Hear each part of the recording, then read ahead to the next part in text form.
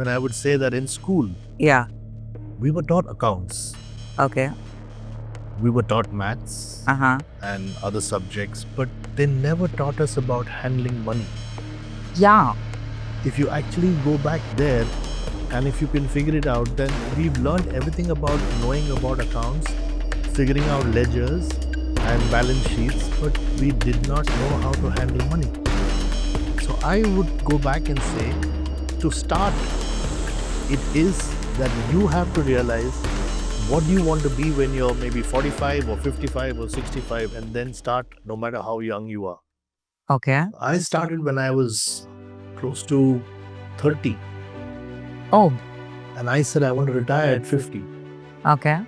I started by watching a program which was aired on one of the international networks, Oprah, and she had invited this financial coach Okay. that talked about how to become a millionaire.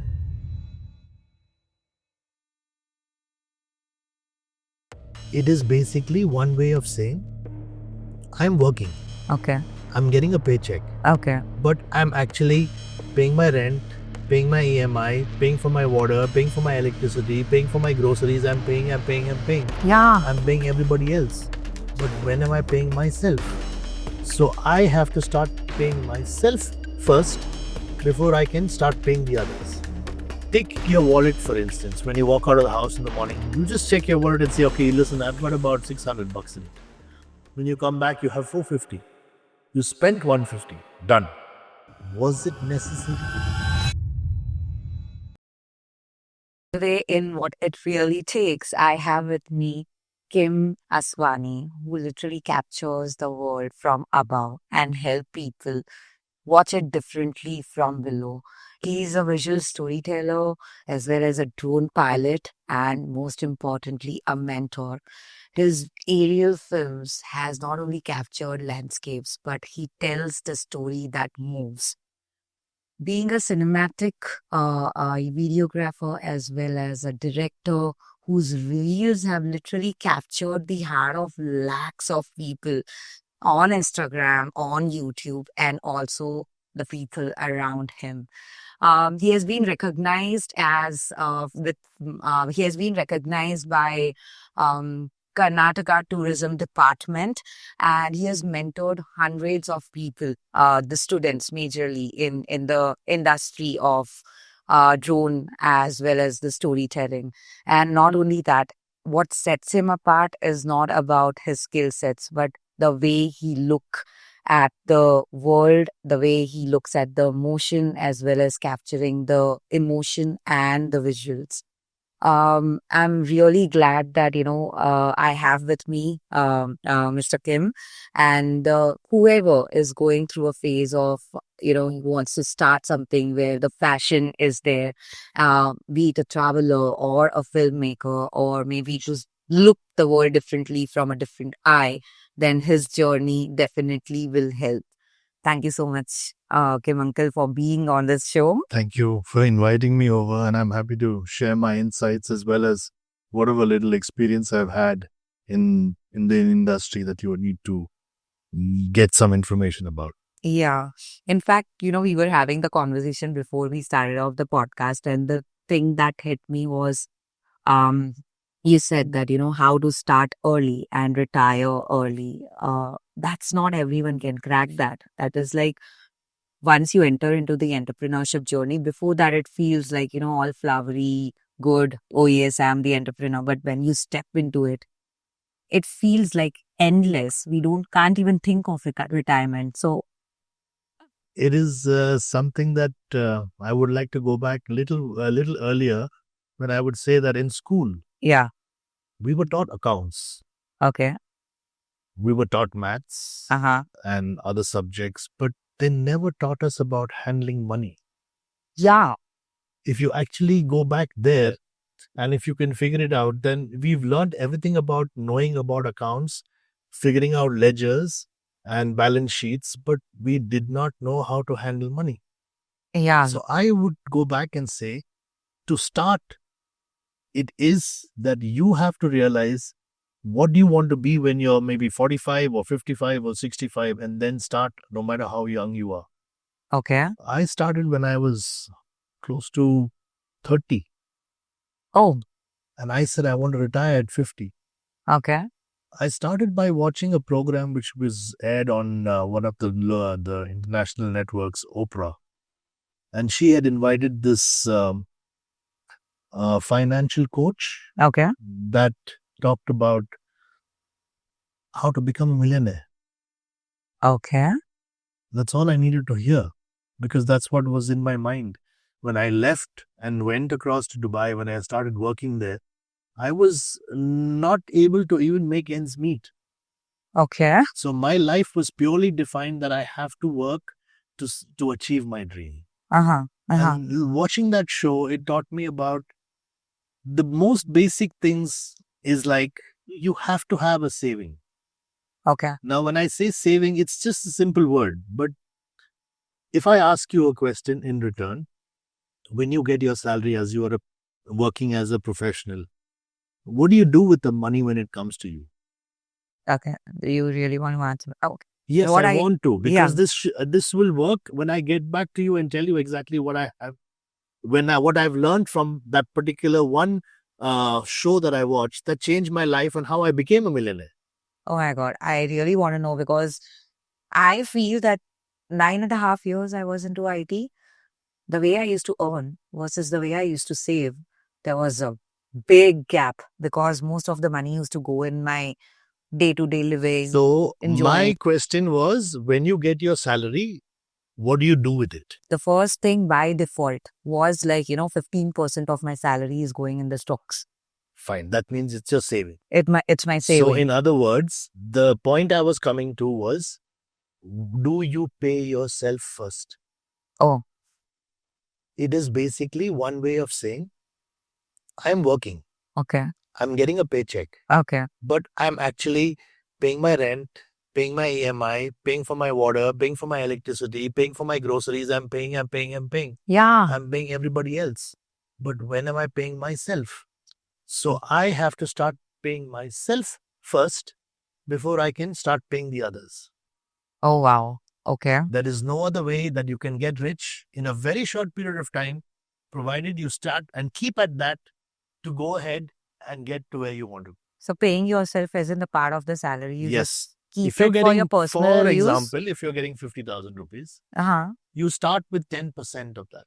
Okay. That means you work towards saving 5,000 rupees, putting it into an FD or into an account which you do not touch, you do not even know. You do not Why even don't- know it exists, Okay. because that can come to your aid at a time of emergency, if you want to travel, or you have something that you want to buy for yourself, which you wanted, which is part of that dream that you've kind of worked on. It comes out of there. Oh, There is also another system which was also mentioned there, where it was the envelope system. okay. So you start when you get your salary, you know that one envelope is for the rent, one is for the gas, one is for the internet connection, one is for your phone, one is for your petrol, and each and every envelope is set out. What is left is the extra before you've already taken out your 10%. So you keep adding on that to that. Oh my God. But Okay. when that money gets to a certain level, you have to ensure that it's invested in the right place, Uh-huh. Yeah. either in land or in stocks or in gold. I do not expect you to invest anywhere else. Stocks also 40-50%. Okay. Land, I would say 75%, and then the balance in stocks and gold. Gold, why I say, is because it's liquid cash. Uh-huh. You don't want to keep cash at home, Yeah, or you no. don't want to keep cash in the bank. You rather either in mutual funds or in stocks, but gold is an asset which also grows, and Yes, it's sir. also liquid, which you can liquidate anytime in Yes. case of emergencies. Got it. Got it. So you always have to remember, you have to pay yourself first to become wealthy, wise, and also to have a kind of satisfaction with the confidence Uh-huh. that it gives you when you know you have no debt. Oh, yes. There is no EMI I have to pay. There is nobody coming and knocking at my door and saying, listen, last month's bill is not cleared. None of that happens. So you can do what you want, because you know by that time Your money has earned you an a sum that is eventually good enough for your survival. Got it. Yeah. You Oh, have that your is the plus. house, Yeah. you have your car, Huh. you have all the amenities in the house, like your AC, your fridge, your washing Yeah. machine, your geysers or your microwave, all the utensils, everything is set. It's only your groceries. It's only your lifestyle. Now, when I come to lifestyle, how do you save that 5,000 which I was talking about? Mm-hmm. You have to sacrifice a lot.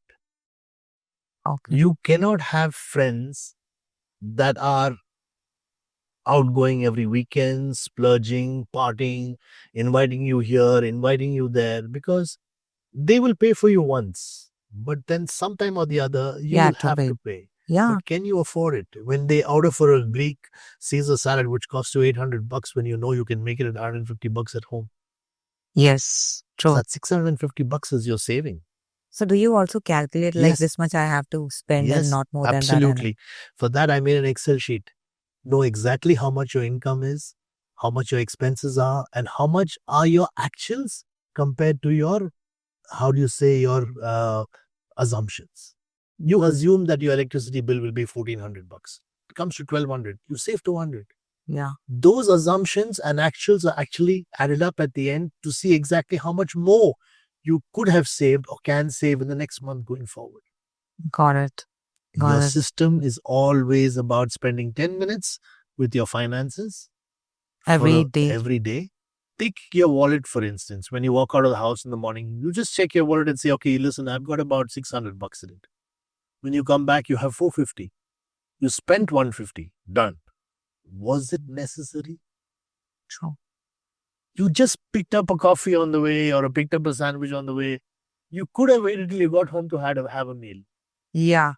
True. This is So much we spend. Is that necessary? Oh. When you think about, am I doing it? And please understand, it's for a very short period of time that you actually start getting into this cycle. And then you realize, okay, fine, now I am into it. It makes more sense. I should have started 5 years earlier.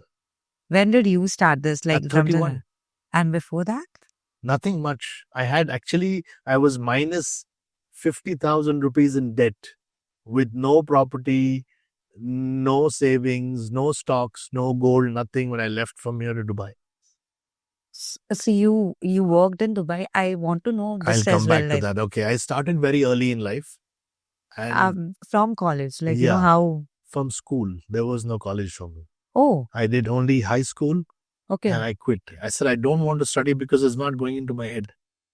I could not study. I went up to dad and I told him, I said, listen, I'm sorry. It's just not going into my head. I cannot study. I want to be practically out there to see if I can work. And I started my career at 16. At 16? Yeah. I went to my aunt. They were based in Africa, West Africa. I spoke to her and told her and said, listen, if you think there is any job for me, please take me away from here because I don't want to study. Okay. And that's my dad's youngest sister. So she said, okay, done. When I'm coming down, I'll take you and go. So that time you didn't have that vision. In fact, you were not into this drone. Nothing. I'm going back almost 40 years now. Oh my God. Okay. From there is when I started and I said, I don't want to study. So, how do you say? Education is not my plus point here. Okay. Got it's it. all what I've learned on the way as I've Wow. gone. Okay. And that's what's made me what I am today. Yeah. It's very difficult for people to own up and say, like, listen, I didn't have a proper education. But no, I didn't want that education. My inclination was more towards doing business or working or kind of making money. Okay. So it started very early. Come back to, let's say, 1992 from 1983. So you're talking about almost about 8 years, 9 years. Came back, settled down. Dad and me opened a video library in Indira Nagar on the main CMH road where the metro station is now. We did very well for about 6-7 years. I got married in the meantime. In the next year, I had my daughter within a year.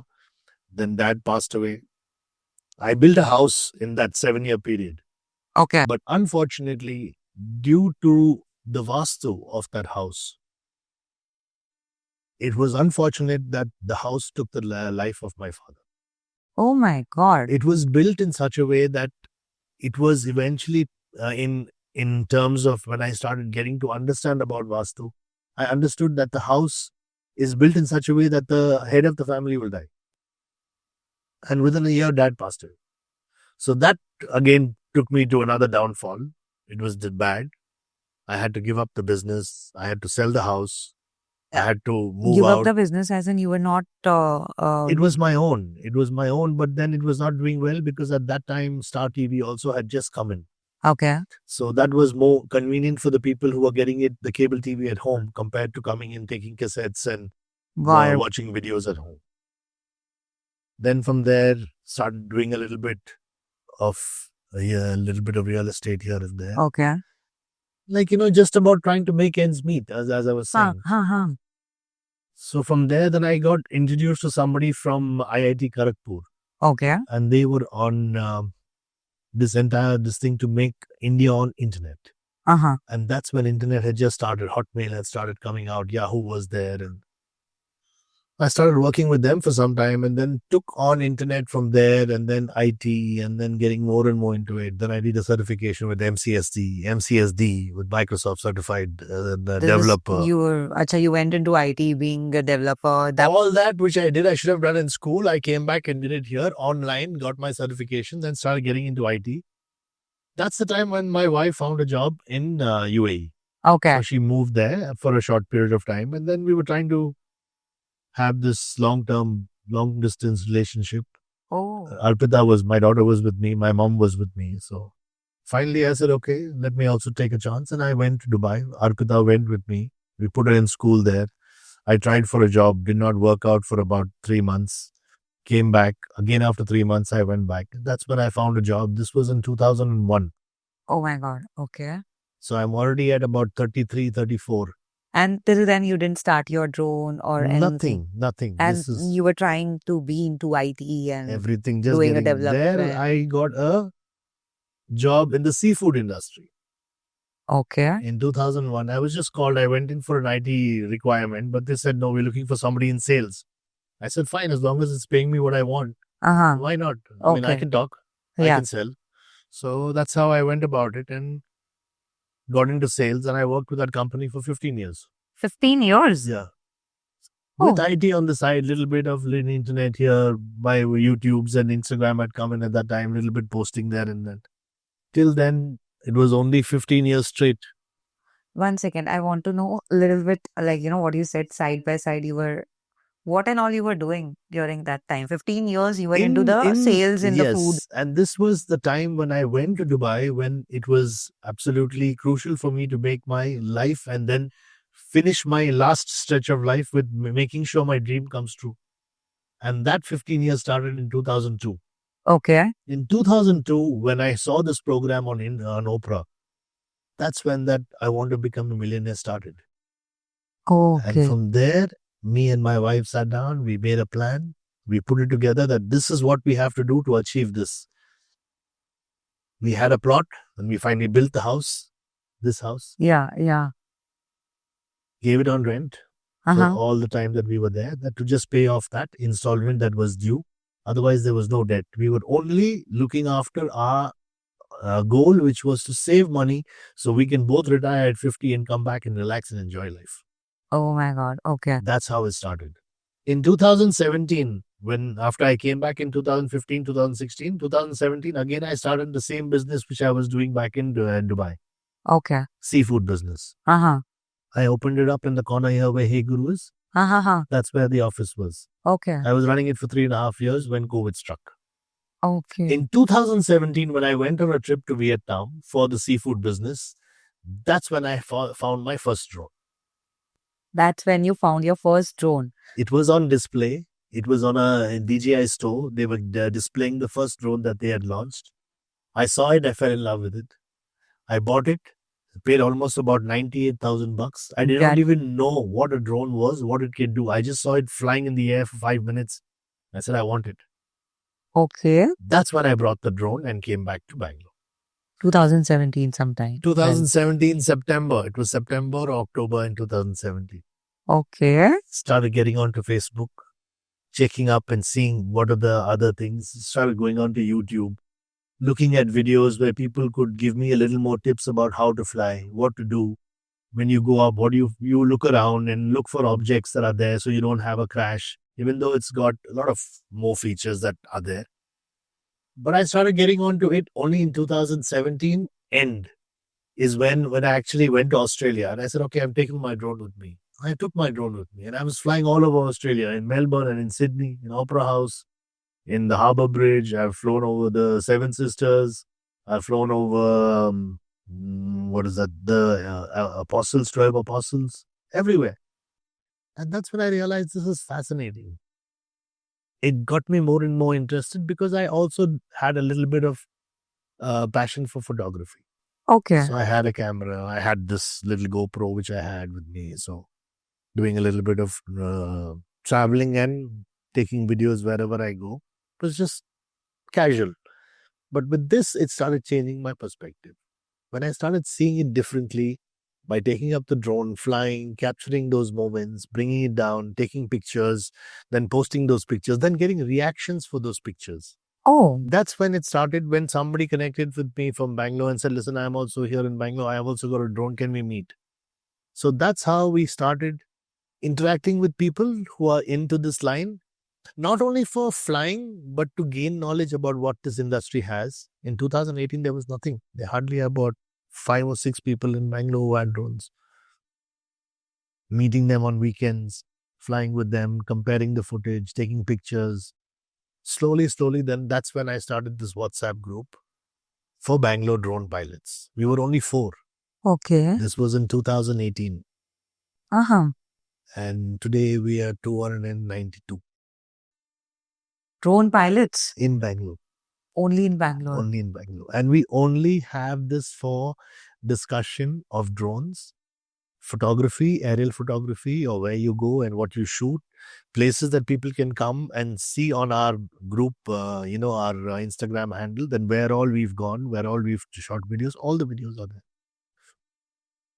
While all this was going on, a lot of people started coming forward and connecting and saying, listen, we should form this and make this a weekly event or a monthly event or a fortnightly event, which we started doing.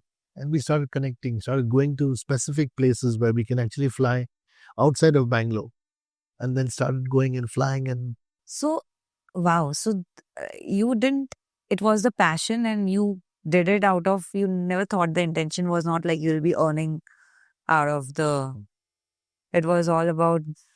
I started filming, I started upgrading my drones with whatever the new ones kept coming because they were getting better. The flight time was getting better. The quality of the video and the camera was getting better. The distance was even better, where you could fly maybe 60 meters. Then the newer ones you could fly 300 meters. Okay. And then the next one came, which you can fly 1 kilometer. So I started getting upgraded with what technology was in store in line with whatever I had. From time to time, it made a difference because with some of the videos that I started posting and some of the videos that I started, sharing with friends, I used to get calls to come and shoot for either an event or a party or I would never do weddings. I'm not into the wedding photography. It was all outside because I cannot fly inside. It's not allowed to fly inside. So everything was outside. So wherever there was an event or a place that they had something outdoor, and if they called me, I would go. That's how you started earning via this thing. That was just the beginning. But then slowly I got called by the National Highway Authority of India. I've shot for the Prime Minister of India. I have a video which was actually showcased to him for the National Highway, the Mysore Expressway, which they opened up here. But how did the network build? Like, how did they approach you or you came in contact with them? Actually, in 2020, I would think. I think this is after getting settled down and kind of getting experience and learning more about the industry. In 2020, I think I had done a couple of videos and I started uploading on Insta. Okay. That's when one of the people saw me and then they recommended that this person is a drone pilot and he's certified and you can check with him. So they connected with me and then we shot for them. They did the editing of the video. They showcased it to the Prime Minister. I've got that YouTube video as well. So from there, it started building up. Then I started with Karnataka State Cricket Association Oh, with them. I'd even shot for the Bangalore Metro Rail, also down in the tunnel without when it's being constructed. I've had the videos of even the tunnel boring machine, which they call the TBMs, which are there inside the tunnel, and how they toss their tire frame and everything. But we worked for them, so I've got videos of them. Several other companies. Several other companies. People, I started putting myself out there because people wanted work. They wanted shots which were aerial shots. They wanted a video made. They wanted pictures taken, aerial pictures. Some of them were even for sites which were like development for gated communities, where before they start the project, then they demark the land and then they have the plots divided, then they have the roads. From time to time, we've shot. So the entire process of how long it took from start to finish. I'm doing one project which is there in the city railway station. I started in 2022. This is the third year which is going on. The building started from the ground floor. We are at 29 floors now. So we are capturing the entire time lapse. Where in what has taken us 3.5 years before it completes, I will give it to you in less than about 45 seconds. The entire building coming up and then finished. So this is the kind of work that I do. And then from time to time, I get a lot of people who call me for events. Just like this, there's a cycling event or a biking event, or there's a Bangalore Hubba, which is event by the Karnataka Tourism, where they wanted to promote certain communities in the Bangalore urban rural district. So we covered that. I've shot in Bangalore. I've shot practically. but that all started from 2017 or 20. But before that, I would say 20 would be better, because 2017 end to 2019 was the learning period. What to do after you take the videos. So you had to edit them. yeah. And I did not have anybody who I would want my videos to be edited, because I know what I've shot. Then my 2 trips to Europe, I captured so much of footage in Europe because I took my drone there. I got my international drone license, international permit to fly my drone. So I carried it abroad. I've captured phenomenal footage. And that also is part of my growth process, which is I've posted on several different websites, not only on Facebook. There's another website called Pixels, where you can actually post so people can share and use your footage. So I've got about 44 million views there. So I've grown over a period of, let's say, 5 years, quite exponentially. Yeah, exactly. Absolutely. A lot of support from my family, my wife and my daughter, because most of my equipment comes from her. She just picks up whatever I want and then sends it to me from Dubai. And Jitu, with my wife, wherever I travel, I take her along. So she enjoys traveling with me. And then that's how it is. So support coming from the family, as I said in the beginning, is very important, because if you want to do something and that, you've told them and they know about it, and you're doing whatever you think is right in your own way, you don't have any problem. It's just no stress in your head. Yeah, that is there. But, in your case, you had that passion, and after work, you were doing something which, you love to do. I had to retire at 50, and I did. No matter what I said, whatever I have, if I have to let it grow from there to wherever it wants to grow, I'll grow. And now in the market also, I've got funds, which is growing average of 26 to 28% per annum for me. So I'm set. I've got my fixed deposits. I've got another site which I've got, another property which I've got, which is doubled in less than 3 years. So, I mean, how much more do I want? No. That's what. And in the age of 33, you started everything, planning and all. And in the age of 50, that is in the 15 years. At 33, I didn't have anything. I'm telling you, at 33, I did not have anything. 15 years of absolutely dedicated hard work, support with the family, and a kind of a goal that, okay, if I want to retire at 50, how much money do I need? Because I need a lifestyle that gives me A, B, C, D, E. That is a house, that a car, and my ease to go out and travel when I want. No debt, health insurance taken care of, life insurance taken care of, and enough money at the end of the month to support my lifestyle. So it was all planned. In 15 years, it took me, but Finally, Nothing uh, went in a way that, you planned and didn't happen and it was all unexpected. no, a lot of ups and downs in that period also. So in those ups and downs also, you have to make good, because that's when your emergency fund comes into play. Okay. So if you are in a situation where you have to use your emergency fund, you have to work harder the next year. And you came into that kind of situation. Once it came by once, because when mom was not well, then when my sister passed away, it was on and off with family only, nothing else outside. Because my work was purely focused and I knew exactly what I wanted to do. I didn't want to lose my job, so I kept at my work. I grew very slowly. I mean, in terms of what people expect that you would grow in terms of salary wise, but no, it was every 2 years. That's how the market is. But at the end of it, I was very happy because I knew exactly what I wanted. And then having my wife there also working, both of us working together and coming up with the solution that, okay, after spending whatever we need to spend on my daughter's education, and then she studied in Manipal University, so everything went through. And after that, when it was just time to say that, okay, fine, now it's time to go back home. Okay. And that's when I came back first in 2017. And my wife joined me in 2020, just before COVID, or just the first couple of months after COVID. Okay. And then after that, after this thing that hit me with COVID with my company here, Yeah, the one which you opened it. then I said, no, I think now I have to call it quits, because it's given me 3-4 times that it's shown me the, how do you say, the cycle of life. It has taken me up to a peak and then brought me down, or in a way that it has given me a clear indication that, okay, now you have to call it quits Oh, and then do what you want. when do you feel that, it's time? Like you should. And it's not easy to quit because a lot of people, they don't, I won't say won't give up, but, they get attached to it so much that they'll make it work. And in that particular thing, they lose a lot. I have seen such cases as well. So, It's very difficult unless you actually have somebody who has a goal.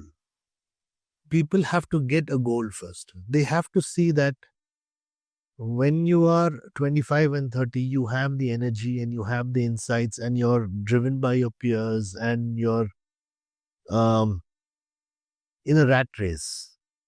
That rat race is either you're in or you're out, and you can't be left out. You don't want to be left out. yes, Now, with that, having said that much, it's also very important that how much can you take? the stress and the, Because today's levels of stress for the youngsters I've seen is quite a lot. But at the same time, they are finding external avenues to make money. So when they do that, their focus is not going to be where it's supposed to be. When it shifts, or when you do two things at one time, as you say, you cannot focus on both. You have to know exactly what is going to get you to the end, and the smoothest legal straight way. There are no shortcuts in life. there are no short. No matter how much we say it, how much we've been told by my parents, my grandparents have told me that there were no shortcuts in life. No, but we still took those shortcuts. We realized What were the shortcuts you, like not studying? doing stupid things. I mean, come on, anybody, if I tell you that, okay, listen, my car is parked outside, but don't drive it. You know you have a license. You want to take a drive. Then, These are those small, small things that sometimes that car, you take it around the corner and somebody comes and bangs the car. Not your fault. But you were told not to take it out. So you're at fault. yeah. It's like these situations which it kind of brings back those times that, okay, listen, no shortcuts. You just listen, you understand what they're saying. They're saying it for the good, for your benefit. So go with what they say. Listen to them. And over a period of time, Karishma, we never realize it actually till we are about 40 or 45, that parents are important. Oh, yes. And that's when you realize that they are getting old and it's your turn to take care of them. You did not think about this at 35. I'm sure you have not. But at 45, you will. because it's going to happen right in front of your eyes. Situations will be there where maybe they fall sick, maybe somebody passes away in their family, and they are totally depressed and they are hurt and they need you, and you're too busy with your life. Things like this will happen. Even in the age of 30, I mean, I'm in my 30s, early 30s. Even right now, I feel that, we have very less time with parents and they are growing old and you are responsible. But that stress, You realize it. They'll be gone. You will not even know, and then it'll be too late to regret. In my case, I'm only talking with experience for which I thought I would come back, take care of mom. But when I came back, she was already bedridden. I couldn't even take care of her in the last 1.5 year that she was there. It hurts. It hurts. It makes you feel guilty. But at the same time, this generation has no idea what they're in for. I'm sorry to say, I'm saying this generation because you are in that generation. And I feel that this life is so it's driving you up a wall, which is not going to be easy to climb down. but the professional stress, it actually eats up a lot of your Time. Yeah, 90% Forget of about anything else. It's your health, your lifestyle, your entire working ethics, but it's your time. Because you cannot get the work done in 8 hours, my dear. Can you? Today, there's no 8 hours. There's more than 12 hours, and you still feel that, okay, I can't put forward this to the next day. And sometimes I feel it now when somebody says, okay, listen, Kim, you have to get up at 6 o'clock tomorrow morning. We are going for a drive. I'm stressed out the previous night. I have to get up in the morning and take a drive, and I'm stressed out. Because you reach that level where you know that, okay, I've got 10 other things to do, but this is also on my head, and this is something that it's on priority. So how do you define what is important? You'll have got so much on your plate right now. You all can't feel, and I'm talking about in general when I'm talking to friends, I'm talking to all the youngsters in my group. I think I'm the oldest. Okay. Okay, because it's not only being the oldest, being more senior, being more experienced, but I am the oldest there. And everybody's in their 30, 35 doing IT jobs and doing this as a passion. Some of them have taken it professionally. Okay. But they are all stressed out. And what to do with, how do I won't say balance. reduce this particular They stress? feel that this is an avenue to make quick money because everybody else is doing it. Everybody's into this. I'm talking about only social media right now. Everybody's got a drone. They spend almost about 75,000 to 1 lakh of rupees out of that hard-earned money. Don't even know ABC of drones. Just bought it because they've seen somebody flying. Damn it, if you can do it, I can do it. Chalo, let's go. And then they join my group and they ask questions. Silly questions, but then for them, it is important because that's the way I learned. So I don't have a problem in telling them, and that's how that mentoring started. When I did not kind of hold back whatever knowledge I have to share with people, because exact situation I was in 7 years ago. I was getting onto YouTube and looking for simple things like, okay, when I reach a particular altitude, what am I supposed to do? And if I take a picture, which editing app do I have to use for that? I had no idea about Paint or Photoshop or Corel Draw. I mean, it was not something that I'm professional in. But when you want to post on social media, you have to have a little knowledge. That knowledge came from YouTube to me. When they asked this question, I individually reply to them. Use this, do this. Make sure that these points are taken care of. When you go fly, you go out in an open space. You ensure that you keep the line of sight where the drone is in line of sight at all times. Make sure that your altitude and your battery is checked. Things like this. So what are you going there for? I'm going to fly. I know you're going to fly, but what are you going there for? To take pictures or to take videos or to take your family or to take family pictures? Something. Tell me something about it. No, I'm just going with friends. So They are unaware about what they want. they wanted. So I have realized that people are just picking up drones because they think that they can get an aerial shot. They'll charge somebody 3,000, 5,000 bucks for a small video and they'll make the money. But after some time, they realize that it's time consuming. It's not only time consuming to go to the locations. You have to get the right shot. You have to bring back that shot or the video. You have to sit with the video, you have to edit it properly, color grade it, you have to add some text, you have to add the right music, and then you have to deliver. Client will want it for the cheapest price. Yeah. But your hard work, all this amounts to, I would say, $7,500. You're short selling it for 3,000. So you are killing the market. You're killing yourself because you are not going to grow out of that 3,000 to 5,000 because the guy knows you'll do it for 3. You are not thinking that, listen, if I charge 7,500 and I don't get it, maybe I should think about 6,000, but not at 3. This is where the difference is. They want that money for that day. Right now, they're going for a shoot. He's bunked college, he's taken a bike, gone to the place, gone for a shoot, come back, but he hasn't delivered. He said, okay, 3,000, waste of time. He realizes after everything is done. And also, that's how the market is right now, isn't it? Like, Today in the group, I have made it very, very clear that if there is a requirement for any drone pilot, it's not going to be less than 10,000. If you have a package of 10,000 that you're willing to pay, please approach the group. Whoever is free, they'll come and do it for minimum 10,000 bucks. So that's a benchmark. You set a benchmark because it's the effort of not only flying, it's the cost of the equipment, it's the time that you take to ensure that you get the right shot. You spend time there at site. So you interact with, you've called me for a shoot. I need to interact with you. I need to understand exactly what did you have in mind when you thought of me. yeah. You're talking about ground level. Is everybody talks about ground level shots? I can understand that. When you're talking about aerial shots, there are several different aerial shots that give different perspectives or tell a story, as you say. Yeah. If I'm going to come from behind the tree and show a building, I'm revealing the building. Do you want to talk about the building in that way, or you're just going to show the building as it is? So these are the things that I would like to talk to, and that's the time and my effort, because that is recorded in my head Yeah. for me to now attempt that shot to prove that that's what I wanted to get out of it. So this is all the time. So I would say that pay the price and you will get the work. Apart from this, there is a lot of other work in this industry that is not only related to just taking pictures or videos.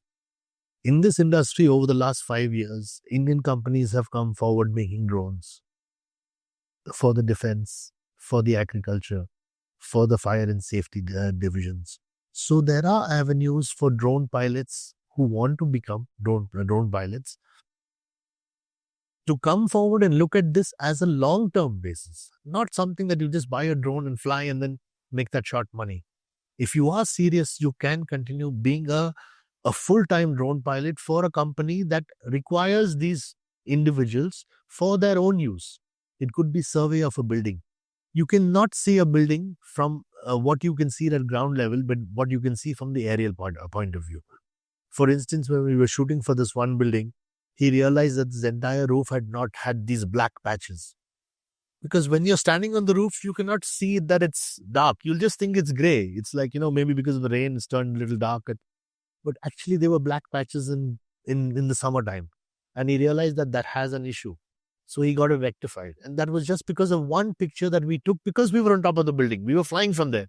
So as soon as I take off, I'm pointing down, I'm taking a picture and I'm flying because I know where I'm flying from. That's for my record. That picture, I gave it to him. I said, sir, you have a problem with your roof. The entire roofing was done. Wow. That's his work. It was just out of the blue that came up, and I said, okay, next time I must do some more aerial shots and start taking pictures. Because all the time that I was flying, in the last, say, 4 or 5 years, I was only taking videos. I was not much into pictures. I could always screen grab a picture from the video and use that, but I realized that I should start taking pictures. So slowly, I started taking pictures. For whichever project I did, I ensured that whatever videos I take, I also take some pictures. And then we were called to Udupi. Okay. There was this bloggers meet. Uh-huh. And then they had chosen some of us, and then they had called us and said, listen, please come and visit Udupi. Promote the entire district of Udupi and we'll take you around. And then I said, see, I'm a drone pilot, so I'll carry my drone. I'm not much into still photography or ground photography. So he said, no problem, please come, sir. We have the permission because we are from the State Department. I said, wonderful. So for 3 days, we were in Udupi. We captured Udupi extensively. was beautiful. Lovely state, lovely Yeah, it district, is lovely. I lovely have been district, there. Yeah. lovely beaches, the culture, the people, the food, um, the hospitality, everything was really very nice. After about 3 months, we were called to Isha Foundation in Coimbatore. So they connected with me and said, "Listen, we want to invite you because we have a influencers meeting where we call people to come and see and experience what Isha Foundation is and promote it." I said, "Okay, no problem." So me and my wife went for 3 days. We were there. So she was You taking took the part. drone, the The videos and entire Isha Foundation with the Adiyogi and everything. I got that done. Then we got a call from Chikmagalur Tourism Department.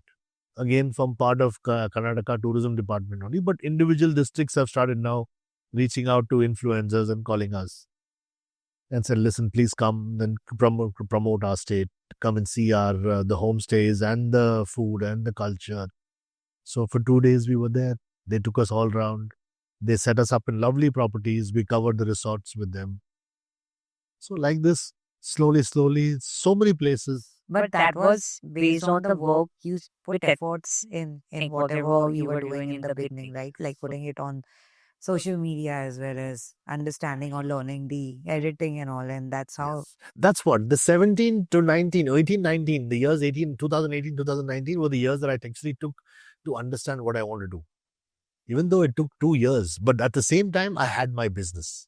So that's why it took time. The You had 2020, your business, you yes. had the income which is flowing, right? And I would have, I don't know whether the word income is of any no, relevance I to would me. say As in, it I is had a, because there's a I stress of had a, money flow which people have, right? And because of that stress, what happens is whatever creativity they have or whatever potential they feel like they want to, it gets suppressed, it gets blocked. They, the leap which they start with, it starts going down. And then eventually everything boils down to, I need to earn and I'm ready to do any XYZ work instead of following my passion. absolutely. Even the fact that photography, it's not a cheap hobby or a cheap passion. It's very expensive. Yeah. So It when takes a lot of when efforts. you need to have the right gear as you grow in the industry, it's not cheap. The cameras, as you grow, you need better cameras, you need tripods, you need lenses, you need lighting, you need equipment. Then after that, you need a good system to edit. All that costs money. Yeah. True that. So when these people think that, okay, with the IT job, I can manage and, kind of do a little bit of hustling here and there. It's not possible, both. And that is negative for them, which is wrong. Burning out more. Yes. They're not only burning out more, they've spent 6 months and they know they haven't reached anywhere. And then now this entire industry or this entire avenue of income, like photography or drones, is dead for them. So you can't get them to have that passion again. It takes time for somebody to come back and say, like, "Listen, I would like to do it again. I would like to give it one more shot." Because they did not get maybe the right guidance or the right I would say place, friends, people, situations, everything. Even the concentration, right? Like, you're working on both the things. You're not giving your 100% to the both. You know where this extra, sorry to cut you off, but where this extra source of income has started? It started from COVID because the people gave you time to work from home. Yeah. And that work from home is actually what you actually wanted to do, something which you thought you could manage your work. And also, let me take on this little extra um, side hustle and make a little money if I can. Because I know I'm working from home. All I have to do is be logged in. And I can log in with my phone. I can log in with my PC, wherever, even if I'm out flying. It's okay. So there was this little bit of an issue where I found people getting into this. And then I found them within 3 to 6 months posting on the group saying that, "Listen, I don't want to continue. I want to sell my drone." So I used to reach out to them and ask them, "What's the problem? Because I haven't seen you flying and you haven't." I don't have time. I bought the drone thinking I'll have time. I could, take the time off when I work from home and then take a drive and, but I don't and I can't. So that 75,000 is worth 40,000 now. So they've lost that little bit of confidence there. They've lost a little money. They've lost interest, which they wanted to do, and it just didn't work because of time. So everything is about time. How much time do you have for your passion? Your passion should not dictate your lifestyle. You have time, you have to dedicate that time only for. Why do people go to the gym? Don't you dedicate your 2 hours or 1.5 hours to make sure that you're fit and slim and you paid for it, right? Yeah. So you paid for your equipment, you bought your drone, so take out time for that. So they find it difficult. Not only just It's not about having time, it's about prioritizing. Like, in the entire day, you do have 1, 2 hours. You can go to gym, you can work out, but a lot of people, they say they don't have time. It is all because of they have not prioritized their mind to do that. And at the end, there's an excuse that, it just didn't work out because XYZ. it's time. Very, very essential. Actually, time is so important. If you know that you are tuned to get up in the morning and brush your teeth and have your tea and have your breakfast, that is time. You know you have to get out of the house by this time to reach your office. That is time. You have to finish your work before you leave the office. That is time. And after that, you have your gym or you have your family and you have your little bit of your own me time that you have. And before you realize there's no more time. Oh my God, so true. So true. Time is so much. And when you have it enough, and when you have it to your own leisure, and then you can say, listen, I've got nothing to do, but I've got all day to do it. I've got nothing to do, but I've got all day to do it. Yeah. That's how you reach that stage where you don't have anybody calling you and say, okay, listen, what happened to that project file, or what happened to that invoice?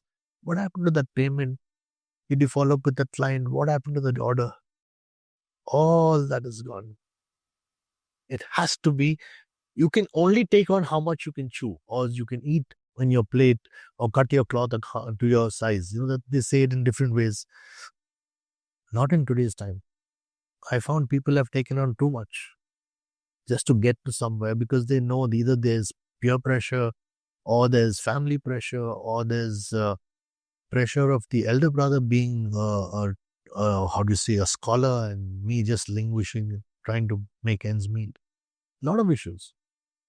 But I feel it's only if they are being guided properly and being told that there are different avenues that you can look at, but at the same time, it has to be invested, because you're going to invest some time and money. So if you invest that kind of money, do you think you can take it forward? I would not advise anybody to just buy a drone because they like to see themselves or capture themselves. Then it's a toy for you. Use it as that. Use it when you can, whenever you go out for a holiday, put it in your bag, carry it like a camera, use it like that. When you want to get professional, you have to spend time to learn.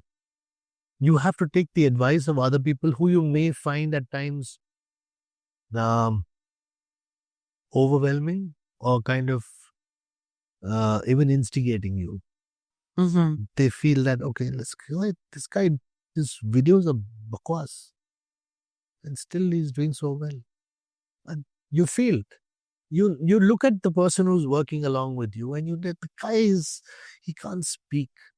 He can't even dress properly, and he's still sitting on a desk which holds that position. You always wonder, but it's somehow or the other, it's hard work that has got him there. Don't let his appearance fool you. Here the case is, if you are going to get into it, then you put your mind and soul and give your time at least 6 months. Then see, at least you've learned something in 6 months. You're not going to be at the end of it and say, oh shit, I wasted my 6 months. No. This particular field of photography, drones, or for the industry that is there, for the agricultural industry, or for the defense industry, or for the other companies that are coming in, who require pilots to be there to either to train, or to mentor, or to be people in the space, your aerospace industry, and subsequently in the agriculture industry. You have plenty of opportunities. But it's not going to come cheap. It's not. You have to. Cheap in the sense you cannot measure it with money, but it's all about the efforts, I would say. Interest. Interest. No interest, no point. There's no point here. Absolutely no point.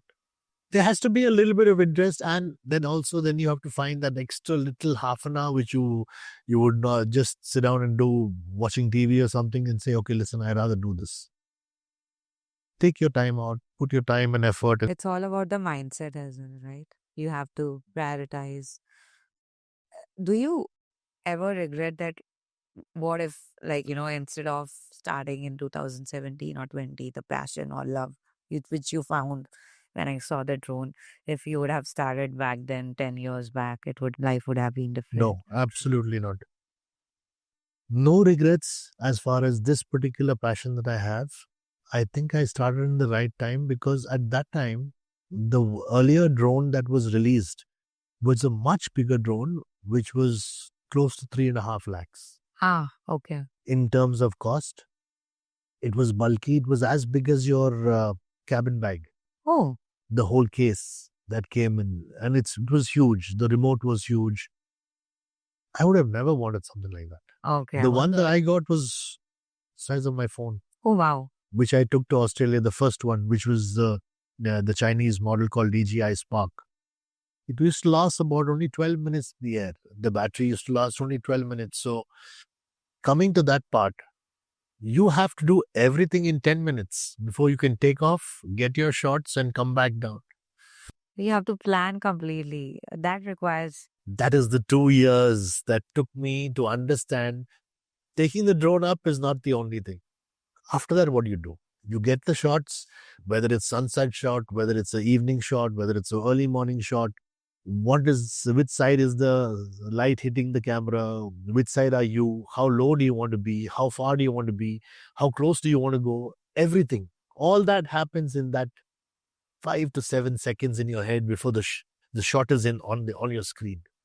Because you know you're in a place, you've definitely looked at Google Maps. You know exactly where you're going. Either it's a river or a hill or a waterfall. You know exactly what point you want and what shot you want. So it's already in your head. You just want to make it better. Yeah. So you get there, you spend some time, you look at the shot, you look at the thing, then you look at your surroundings to understand that when you're flying a drone, you have to look for obstacles, which are trees or wires or poles or something. You stay clear of them. You take off. And when you're flying, you can only see what you can see on your screen. You don't see the wires because they're very thin and the cameras are not that sharp enough. So when you're looking at all this, you have to be careful as well. So that's why the first rule applies: line of sight. That means you're looking at your drone and flying. So keeping the drone in line of sight, that means you know where the drone is going. Yeah. There are a lot of functions and things which the drone does when it's in the air compared to it when it's in the ground. So the turning, when it's looking towards you or looking away from you, it does all different things. Left is right, right is left. Okay. So you have to be sure of exactly where the drone is focused or which orientation the drone is looking at for you to get the right shot. And how low can you go? You've already taken off from 0, but you're on a hill and you want a shot of the waterfall which is falling down. So can you go minus 30 meters? Can you go minus 40 meters? And then can you come back up? So these are the things that is actually all in your hands. Now, if you don't know, you're definitely not going to get the shot you want. And even the drone will get damaged, no? That is Yes. also. So you can't fly it. But now with all the drones that I've been flying, which is only one company, which is the DJI, which is the Chinese company, they have made them so intelligent that when the drone takes off, it recognizes where it's taking off from. It takes off, and by chance, it loses signal from the remote. Okay. It comes back and lands. So there's absolutely no problem of it crashing anywhere and doing things otherwise. Have you seen, like, you have evolved from, you have a long journey and experience. How is your perspective in the way things are changing with generation and the stress level, or how students feel people might come to you, right? What do you see? How the world is evolving? I was actually invited to mentor some students at the Mysore University. Ah, This actually, I've done it for 2 years. So, first, it was a little bit difficult for me to stand in front of students and, talk to them about something which I knew and they had no interest. So, before that, I asked the faculty members, I said, can I have a one on one with them to understand what they have or in mind before they come into the class for this drone session? So, I was casually talking to them, and somebody says, oh, I have a drone, but I don't know how to fly it. And somebody says, I'm interested in photography. And somebody says, yes, I would love to learn. And it was all positive. uh-huh. So for me, it was nice for me because I was already going in with a positive attitude, sharing something that will enhance their maybe thinking or their guide them in the right way that they would consider this as an option. So my workshop was almost for an hour. It was extensive because I had done all the research and collected all the data from what the industry has. I have seen that, yes, if it's explained to them in the right way or given the right guidance as what are the industries that they can focus on in this line, there is a lot of scope with them. At least the students that I've met, I've worked with two other universities and one college. All of them are very keen on this industry because all of them are from the media field. Uh-huh. Some way or the other, either into copywriting or into editing or into editorial or into photography or into videography or into, what is the other thing they're doing is speech writing. I don't know, something like that they were talking about. So I found them all interested in this line because it did give you a different perspective. Now, when you hold a camera and when you hold a drone, it's the same thing. One is on the ground, one is in the air. It's giving you the same result, but the perspective is different. So when that came into the play and when I actually asked them to come out after the class and I actually gave the drone in their hands and they were flying with my drone for almost about 1.5 hours, taking pictures, taking videos. And then they asked for the footage and they put the footage and they made a video back on me and gave it back to me. Wow. So that itself showed that, yes, they are interested. And with the right guidance, I'm sure there will be a definite increase in people getting interested in this line. How to find the right guidance is so much of data available on the internet that people are. I don't know why I would not even refer to data on the internet for something like this. It's all one to one. It has to be your effort to find out if exactly somebody is there who you can talk to, you can pick up the phone and have a word with and say, like, listen, this is what I feel, this is what I am. When you go to college, you're sitting in front of a lecturer, right? If he tells you and he makes you feel interesting of the the subject is interesting, won't you want to go back to his class? Yes. That's all. Got it. There's nothing more. It's how interesting somebody can make it, how open they are, how approachable they are. If you talk to me about this, I would love to share whatever I have experience with me because it's something that maybe somewhere or the other, you will definitely think of me when you hear something about drones. So my objective is over or my target is fulfilled that, okay, I know somebody, if anybody talks about drone, I know Karishma is going to think of Kimi Uncle. Simple as that. It's Do you take that one-on-one mentorship with us? absolutely. I have got all my friends on the group who have just recently joined. They connect with me. I help them out, tell them what to buy or tell them what to not to buy. What is their requirement? I've got guys who have come into the group who are only photographers. They have lovely cameras, wildlife photographers. Some of them are just travelers and they have cameras. Then they ask, which drone can I buy? So then I'll say, what is the purpose? Are you just buying a drone because everybody has a drone, or you want to buy a drone because you want to take good pictures when you travel? Or he says, yeah, I want to become a travel blogger. I said, okay. Then the basic one is about 65,000. Go with that.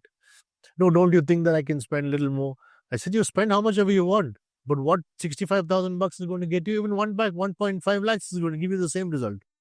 Then why to spend so? Oh my. Then you come down to editing. Which editing app do you use? What is editing? They don't know anything about editing. So then it all works out where you get a good app. You pay about 6,000-7,000 rupees for the app or for a one-time payment. And you can use that app and learn. And then you start asking friends, okay, listen, there are different LUTs and filters that people use when they're doing work with photography. And they work with the system which are either Premiere Pro or with Photoshop or with Paint Shop Pro. And there are several applications, but none of them are free. So your cost of the drone is 65. Your time and effort of going out and flying and then charging your batteries again and again is there. Then you need to get a good SD card that reads 4K that you can record in 4K. Then when you bring it down, you have so much of footage. What do you do with the footage? So you need an editing app. So then you buy an editing app, or you need a PC or a laptop first. If you don't have a laptop, you have to buy a laptop. All adds up to money. When you spend that kind of money, do you have the time to sit down after that, go out and fly and come back, edit again and deliver? You don't. Because you don't, you just want to get the hang of learning to fly. You never thought of it being an avenue of income. So you do all the things all Yes. and to All my videos over a period of time I've learned, but I'm still getting there. I'm still learning because every day something new happens, something new comes. I also learn on the way and go. That's great. That's great. And you also mentioned about having the biggest supporter. So when you got the drone and you felt like this is my passion, I'm in love with it, and I really want to do more about it. Uh, you planned that you want to close quit whatever the business is, and that was a plan that you want to go full fledged into it. No. When I bought the drone, before I even get to the point, it's very important to say that I had the money and I could afford it. I didn't have to ask anybody that can I buy a drone or and also do I have to think that is it something that I want to do? No. And sometimes those split second decisions that you take, that was one of them. That was just one of them. I just saw it. I said, I just want to buy it. But then I worked on over a period of almost 6 months to learn exactly what all I can do with my first drone. Before I realized that that one is also obsolete and the new one has come. So I needed the new one. So I went on to then get the next one. I sold the first one, bought the second one. Sold the second one, bought the third one. Sold the third one, bought the fourth, fifth, and sixth one. So it has been over a period of time taken me to understand exactly what each drone does and how much better it is for me. And that's how it comes out in my pictures also. When I take pictures or videos, I can now fly without I know I can get a shot in 3 minutes, which I would have taken maybe 1 hour before.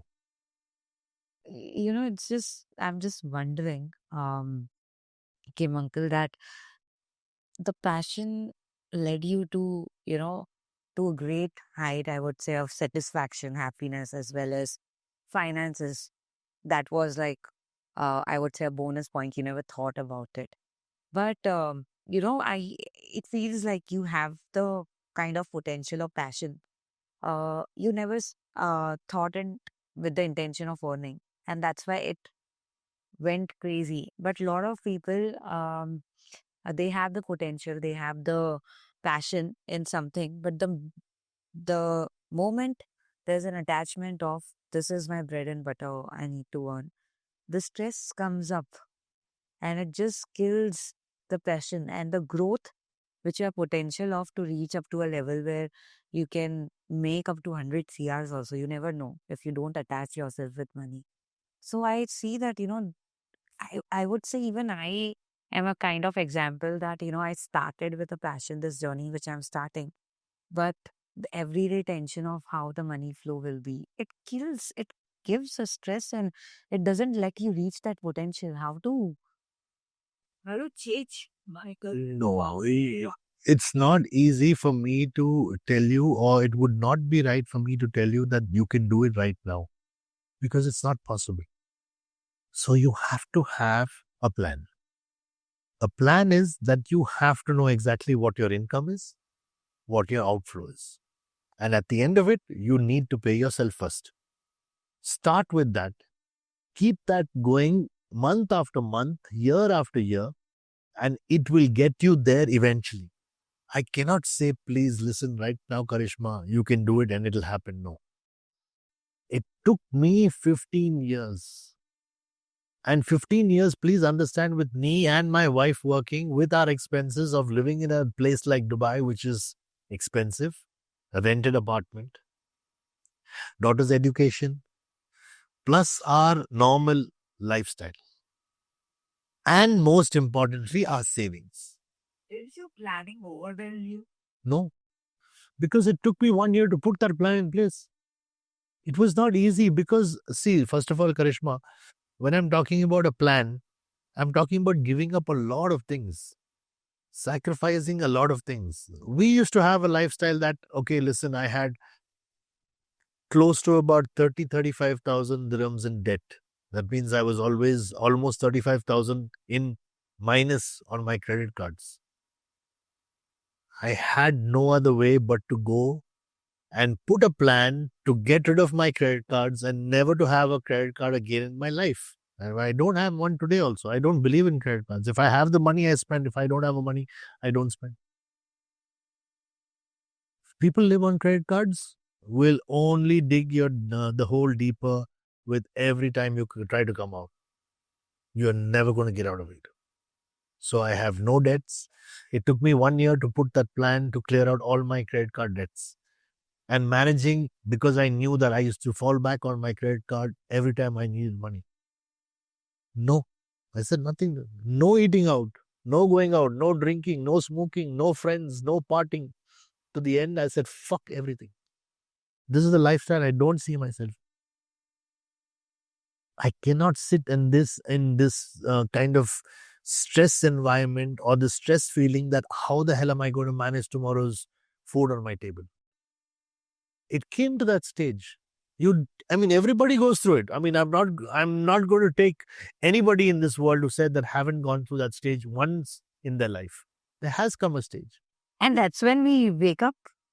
You don't need to wake up only when that happens. It's exactly why you put a plan in place. Because there's something or the other from that financial freedom that you will get. Your health, your stress levels, your mindset, your positivity, your approach to life, your approach to everything changes because you don't need that. I don't like it. And how soon the day passes, when you're in that situation, it flies. Yeah. Correct.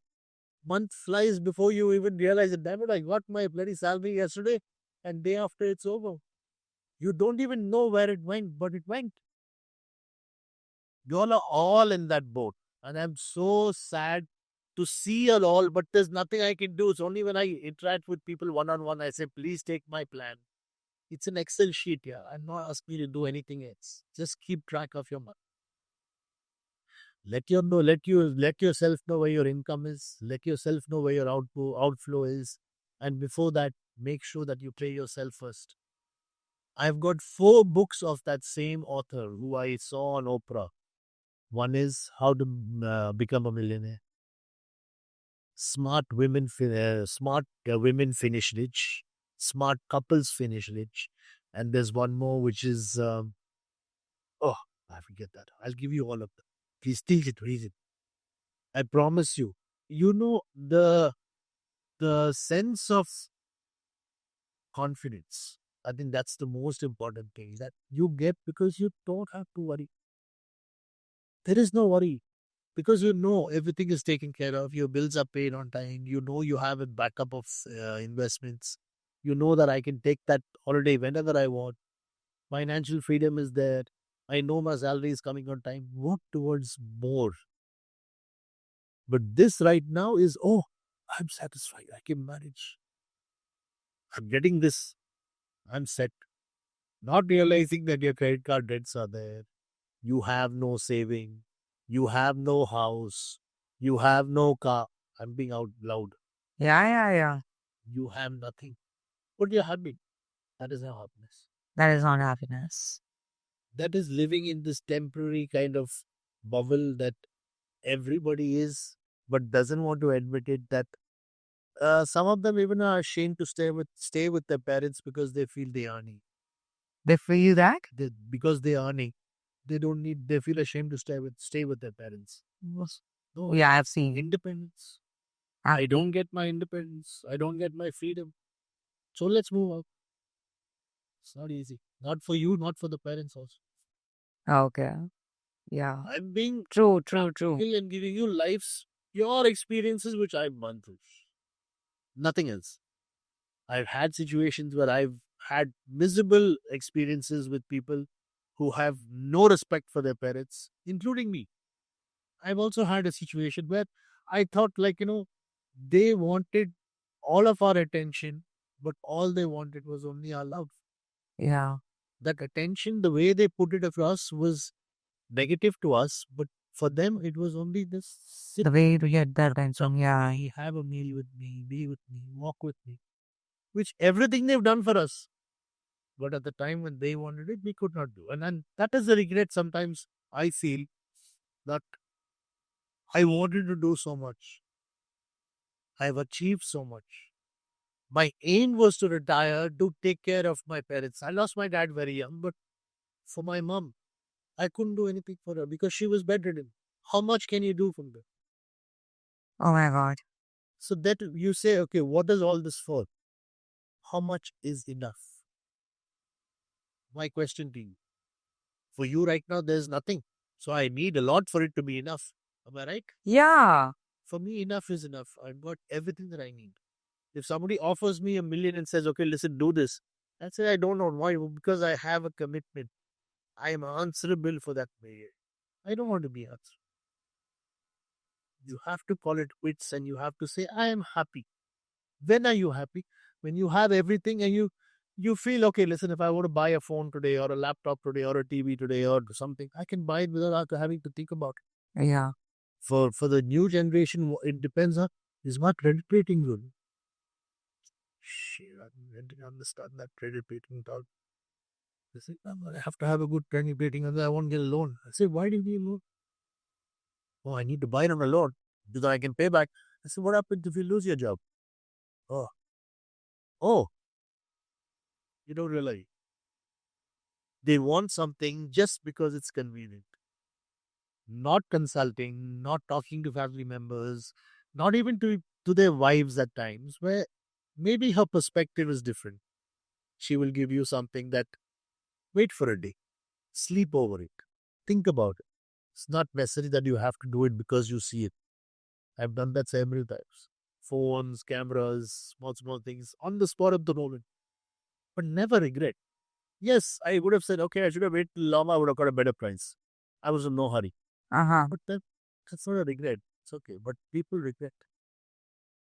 They don't have the money, but they want it. Then they'll say, okay, fine. Then the guy takes on something where he cannot pay his EMI. He loses his job. And this happened all why? Because I'm talking about experiences which I've seen of friends and close associates during COVID. Everybody wanted a house. Everybody wanted a car. When they didn't get paid for 6 months, the EMIs were still adding up, right? Yeah. How do you calculate that? Got it. Sure. You have to have a plan. You cannot live on this earth without a plan.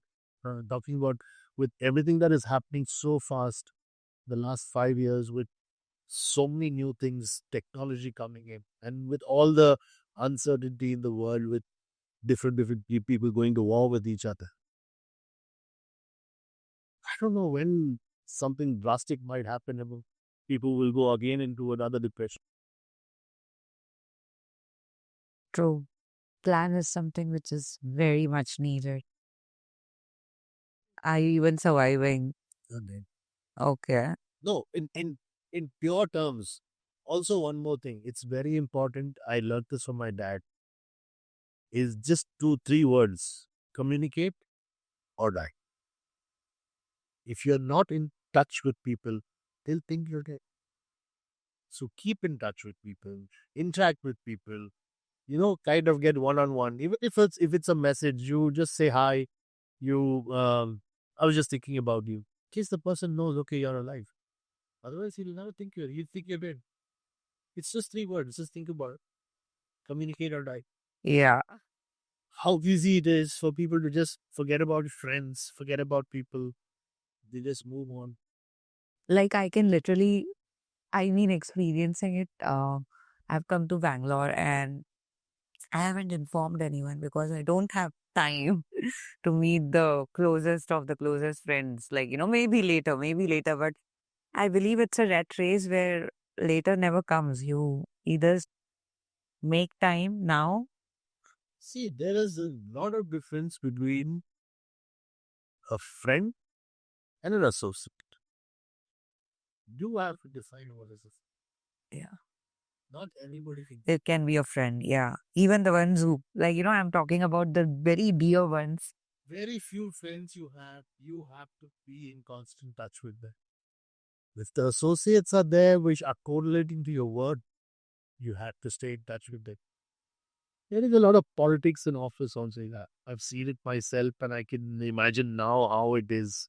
You all are in this IT field where there's a system. You have to go through the HR. You have to go through your lead managers or your immediate managers. We were put in place and we were just told to do what we do best. So That is the best thing. there's a lot of difference. Yeah. Freedom. To do what you're good at instead of following the process and the system. Yeah. Freedom. No freedom and only stress. How does it take you anymore? It only takes you to more and more either unpleasantness at home. There is um irritatable irritating atmosphere, or you get hyper for no rhyme or reason. You snap at people for no rhyme or reason because you're already frustrated with the amount The of emotions, yeah, comes out so you instead cannot of it. focus. And one wrong statement somewhere, Gone. You lose it. Yeah. you sorry, True. it's like So true. a lot of Yeah. small things that are there, which I feel that the younger generation really need. But there are so many other people who are also there, who are there with good intentions, but their texts don't come out good. Yeah. Yeah. So then people get deceived, people get fooled or cheated, and then they lose interest in exactly what they thought would be their best. True. So it's again something that if you have the right mentor or if you have the right It is very much important to have the right mentor. And I believe not only when it comes to professional life, but when it comes to personal life, also either you should have a, believed in, my dear, it has to be personal for you to be professional. It has to be. If you're not personal with something, you can't be professional also. yeah. The interaction is on a personal level. The business is on a professional. But here the point is like, I feel that it's not only mentorship. It is the confidence that the person needs. Once individual That push. here. That push from And talk to anybody with the clear intention of not gaining out of something that you're giving away free. If you're giving away knowledge or you're helping somebody, don't expect something in return. yeah. Oh my god. Oh my god. Please, you take something from me, tag me in your photographs, tag me in your reels, tag me in your posts. That's all. At least you know that you've tagged me. Yeah. I take people where I get permission to shoot. For instance, when I was shooting the cricket stadium, the Chinnaswamy Stadium, when the IPL was going on, I had permission to shoot officially from a place. So I said, okay, I've got permission, but I know there are guys who would love to shoot this. So I took a whole bunch of 10 of us. I took them. I said, come bring your drones, fly with me. I'm there with you. I can help you get your shots. And finally, we were all 10, 11 of us flying our drones in the same. Wow. So it is something that I did because I know that they will remember me now because that's the only shot they would have got of that place. Yeah. Who called the shot for that kid? Okay. Give credit to Kim. That's it. That's how I've grown. It's my interaction with the students. Interaction. All of them I've got groups of all of them. The Mysore University students, seniors have now gone. Juniors have now become seniors. That group is separate. The new batch which I did, I've got a separate group for them. There was another student, Comets University here, which was media house. They were training into mass media and communications. That group is separate. Then Chikmagalur bloggers is separate. Udupi bloggers is separate. So Isha Foundation bloggers is separate. Wow. So all these are the networks wherever I post, everybody knows. So they all come back and say, okay, they like Pratik from it. Slowly I go. Yeah, and it's about the gift of giving without expecting in return is something I have heard from, so many it's off the record maybe in the podcast, this is the major common thing which everyone has said. Giving, yeah, without expecting in return. With this new development on the Karnataka Tourism Department, I put forward a proposal to the director of tourism. I said, sir, I'm in your state, born and brought up in Bangalore. I'm a pure Bangalorean, speak the language. I have reached a stage where I want to do something now. I want to give back. So my proposal is I want to give back whatever I capture for Karnataka to the tourism department so you all can promote tours. Wow. It took him 4 months to realize or come to that negotiation table that the one question he asked me, why? Why do you want? So that's my passion. Thank you. Okay. That's all. It is something that you can see that I'm not doing it for commercial purposes. I've reached that past that age for commercial. Anything that comes in, fine. If it doesn't come, it doesn't make a difference. I love to drive down every 100 kilometers to get a shop. So he said, okay, fine, let's go. No problem. I made a draft, made an agreement, gave me a contract for 1 year so I can fly anywhere in Karnataka. So wherever I fly, I'm doing it for the tourism department now. Footage will be given to them. They will promote it on their websites and to Karnataka World. I will be given credit. What more can I ask? Wow. That's great. That level, I've also passed on to my people. So wherever I go, I've mentioned very clearly that my team will travel with me to take ground shots, take videos, pictures, and aerial shots. So I take 3, 4 people every time, extra whoever want to come and say, listen, you come along with me. If you're a photographer and you want to join me next time, please come along. You take the pictures. You give the pictures to me, post on your social media handle, promote Karnataka tourism. That's all. I've got the right to put the logo also. So you can put it and say, shot with Kim Aswani for Karnataka tourism. You'd get a boost. I'm happy. You don't pay me anything. I don't pay you anything. It's just passion. I'm giving back to them. They are happy. They are saying, first time somebody has come and asked us to do something free. I said, I don't need any money for it because I travel anyway. I keep traveling. Wherever I travel, I take videos. I need permission. Wherever I need to take videos, I need permission from that place. Then he said, okay, we will give you stay also in all the KSTDC properties, which is tourism developed. So wonderful. So now they started offering me properties wherever I go, wherever KSTBC properties are there. I get 2 nights free stay. Oh my capture. So I just travel. Wife travels with me. We go fly and I park anywhere, fly from the car, fly wherever I want. Get the shots, put them together. That's super duper amazing. Oh my Enjoy. god. Oh, Enjoy. There is no stress. I can do it when I want. If this thing calls me and says tomorrow morning you have to go to Nandi, I'll say, okay, cool. I'm free. I don't have any commitments. I work at my own pace. When I get the footage, I'll say, sir, I need 1 week to give you the video. Take 2 weeks. No. In 3 days, I'll finish it because I know I don't want to keep it till 1 week low. Because I know I have the time. Sometimes I'll sit on the balcony, start from 11 o'clock in the night, put the vape on, and sit till 3 o'clock in the morning, finish the video that same night and give it. That's because I know I've shot it. I have the passion and I know exactly how the flow of the entire video should go. Yeah. Got it. Even my reels are just 15 seconds. I'll say 15 seconds. I've told my story. I don't need to elaborate one 10-minute video. I'd give them music and voiceover and all that bullshit. Great. Love to know. Most people in the drone industry, people who want to take this up as a hobby, please only do it if you have the money and the time.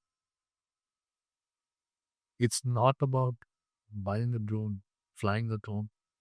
It's about when somebody connects with you and you take on a responsibility of taking on a project and you can't deliver. You are the one who's going to be blamed, not your ability. True. And on top of it, I would say that not only for drone, it is for any passion you follow. It's Well, it's passion. It comes very obliges. You can't take it lightly and say, okay, this is my passion, but I messed up now. No, can't mess up on your passion. So yeah, it's either wholeheartedly or not take it up as a side hustle. no on a time frame. Okay. Have yourself a 30-day, 60-day, or a 90-day period.